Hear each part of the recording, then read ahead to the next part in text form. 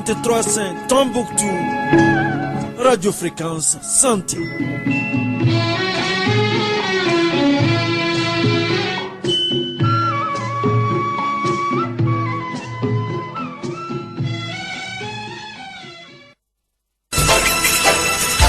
Radio Fébou, le journal avec Sotelma Malitaire.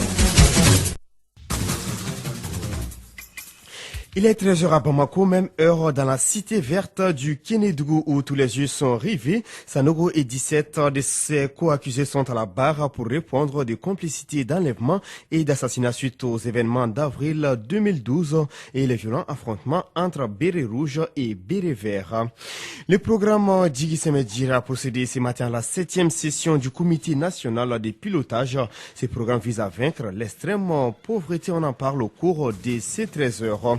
En Gambie, la campagne électorale pour l'élection présidentielle s'est terminée hier soir à minuit. Le vote aura lieu demain jeudi 1er décembre et les 2 boîtes noires de l'avion transportant l'équipe brésilienne des Chapecoense en Colombie ont été retrouvées. Le bilan est de 71 morts et 6 survivants.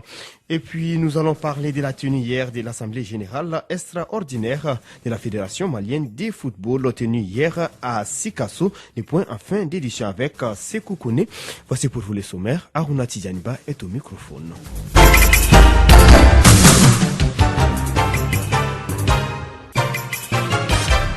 Une fois de plus, bonjour à tous et merci de nous rester fidèles. L'actualité en bref, les procès de Sanogo et de ses 17 co-accusés a démarré à 9h20 précise dans la salle Lamissa Bengali de Sikasso. Les avocats de la défense ont pris la parole. Selon nos informations, ils plaident non coupables. Notons que ces procès est suivi par 1 millier de personnes présentes dans la cité du Kénédougou.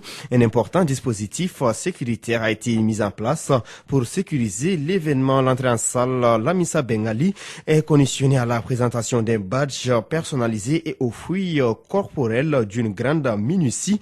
Une foule de curieux scrute les faits et gestes du procès à côté d'eux et très près de l'action. Ce sont des dizaines de journalistes maliens et étrangers qui ont eu l'accréditation pour la couverture du procès et qui abattent déjà un gros travail sur le terrain.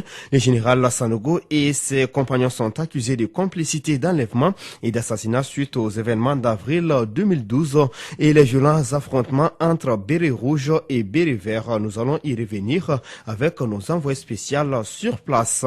Autre actualité en bref, la visite du ministre de l'Énergie et de l'Eau prévue ce matin à Kidal a une nouvelle fois été reportée selon des sources locales. Une manifestation des femmes et des jeunes de la localité contre la venue du ministre serait à l'origine de ces changements des programmes. Nous allons tenter également de trouver des nouvelles dans cette nouvelle actualité. Je vous le disais en titre, contribuer à la réduction de la migration irrégulière et ses conséquences négatives.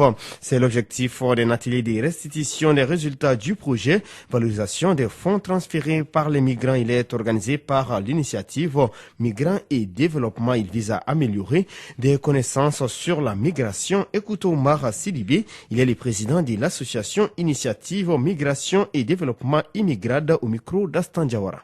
Cet atelier rentre dans le cadre des toutes dernières activités du projet valorisation des fonds transférés par les migrants. Comme on l'a dit tantôt, c'est un projet qui a démarré le 1er juin et qui prend fin justement aujourd'hui. Alors il était prévu dans le programme de venir faire état des résultats. Et comme vous le savez, ce n'est pas évident de pouvoir atteindre tous les résultats fixés. Donc partager ensemble avec les médias ce qui a marché, ce qui n'a pas marché, pourquoi ça n'a pas marché et les perspectives. Aujourd'hui, nous sommes quand même fiers de constater 90% déjà des personnes dotées mènent à bien les activités génératrices de revenus. D'autre part, nous sommes fiers aussi de dire aux gens qu'il faut d'appui pour vraiment nous faciliter la réalisation du projet. Donc ça a été vraiment une adhésion totale des communautés bénéficiaires. Donc on ne pouvait pas s'attendre à mieux. Ce projet a un montant global de 28 millions. Parce que vous savez, le pays a été durement frappé ces 3 dernières années par des naufrages survenus sur la mer Méditerranée. Donc aujourd'hui, l'enjeu, le défi, c'était quoi? C'était vraiment de pouvoir réunir toutes ces populations-là autour de cette problématique-là,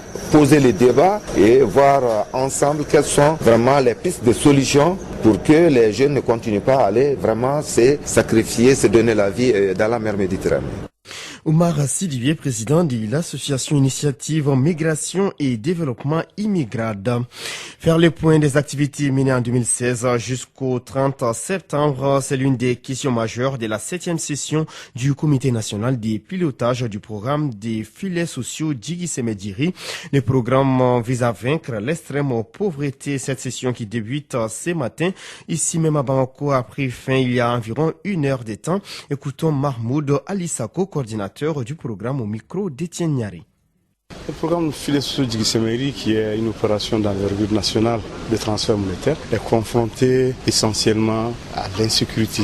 L'insécurité persistante cause des problèmes au déploiement du programme dans toutes les localités concernées. Et nous avons des difficultés par rapport à la mobilité du personnel, à la mobilité des agences de paiement, à la mobilité des ONG qui doivent aller faire l'encadrement de ces projets. Cette 6e session fait d'abord le point des activités que nous avons réalisées en 2016 jusqu'au 30 septembre, mais aussi et surtout adopter le programme 2017. Le programme 2017 est extrêmement important pour nous parce que ça va avoir 3 financements qui vont s'ajouter au financement national qu'on avait déjà. Il y a un financement du gouvernement, un financement additionnel de la Grande-Bretagne qui va s'ajouter et un financement de la coopération suisse qui va s'ajouter. Donc vraiment 2017, vraiment c'est l'extension et la mise à l'échelle complète du programme sur le territoire national. Mahmoud Alissako, coordinateur du programme Djigui Semediri. Sur un autre sujet, nous sommes presque en début décembre. La saison froide s'annonce et les changements vestimentaires s'imposent pour certains.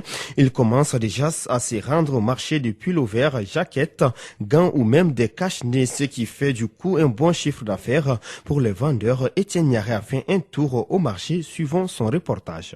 Depuis quelques semaines, le froid se fait sentir dans la capitale malienne. Le port des cache-nez, gants et bonnets sont presque devenus un style pour les Bamakois. La plupart des motocyclistes en utilisent pour se protéger contre le froid et la poussière. Cette situation arrange bien les vendeurs.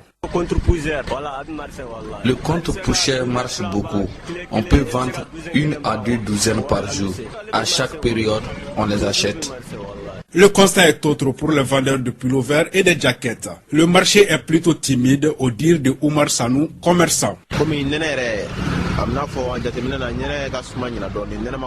Apparemment, la saison froide est un peu lente cette année.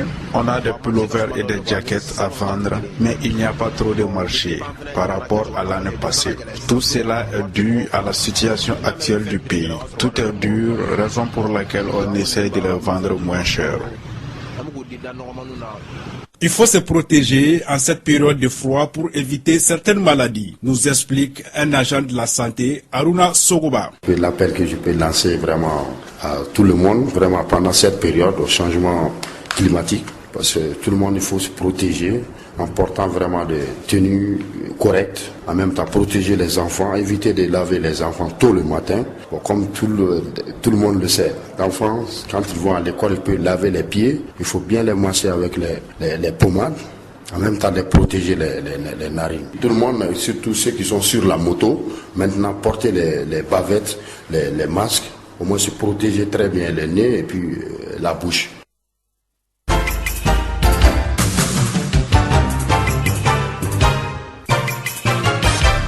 13h08 dans le studio Djeli Baba Sissoko des radios clés d'actualité internationale.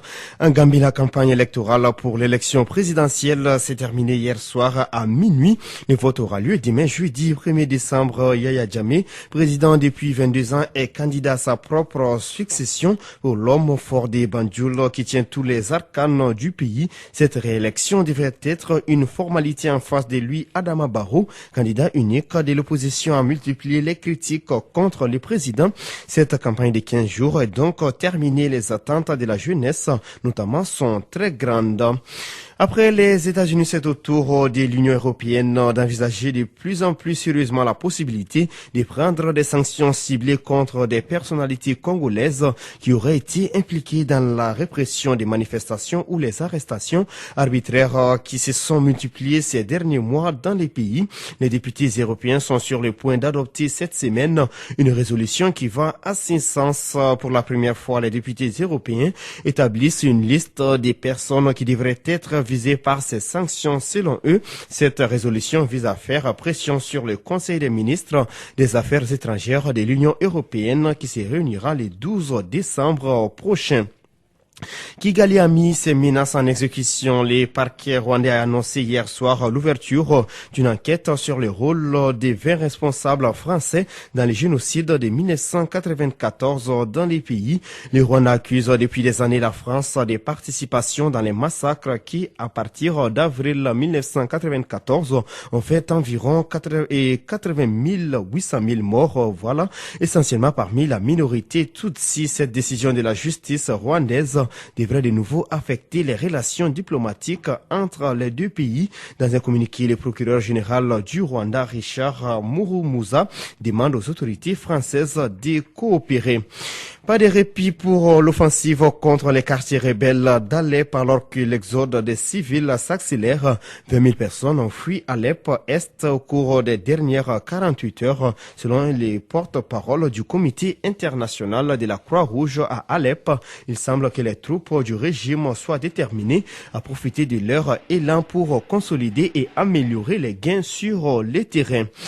Les 2 boîtes noires de l'avion transportant l'équipe brésilienne des Chapecoense en Colombie ont été retrouvées. Les bilans des 71 morts et 6 survivants parmi les victimes se trouvent aussi une vingtaine de journalistes, un seul a survécu et des caméramens qui venaient couvrir la finale à Medellín. Brésiliens et Colombiens sont sous le choc du drame. L'équipe se rendait pour disputer la finale de la Coupe sud-américaine. L'émotion est grande dans les deux pays. La Confédération brésilienne de football a donc décrété une semaine de deuil national. La finale de la Coupe du Brésil, qui devait avoir lieu dimanche, a été reportée au 11 décembre 2016. Un mouvement de solidarité prend même de l'ampleur parmi les clubs brésiliens qui ont proposé de mettre des joueurs gratuitement à la disposition du club endeuillé pour qu'ils puissent participer aux compétitions l'année prochaine. Une cérémonie en hommage aux victimes aura lieu à Medellín ce mercredi, ville où était attendue la délégation de l'équipe de football brésilienne et les familles des victimes. Clé Info, deuxième édition. Nous sommes également sur le www.info-mali.com.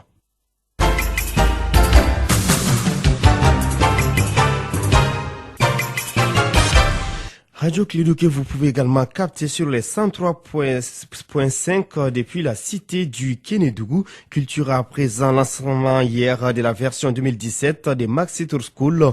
Cette émission de télé-réalité vise cette année à sensibiliser et imprégner les jeunes des enjeux de leur participation à la construction de la nation et améliorer l'élan d'éveil des consciences de la jeunesse.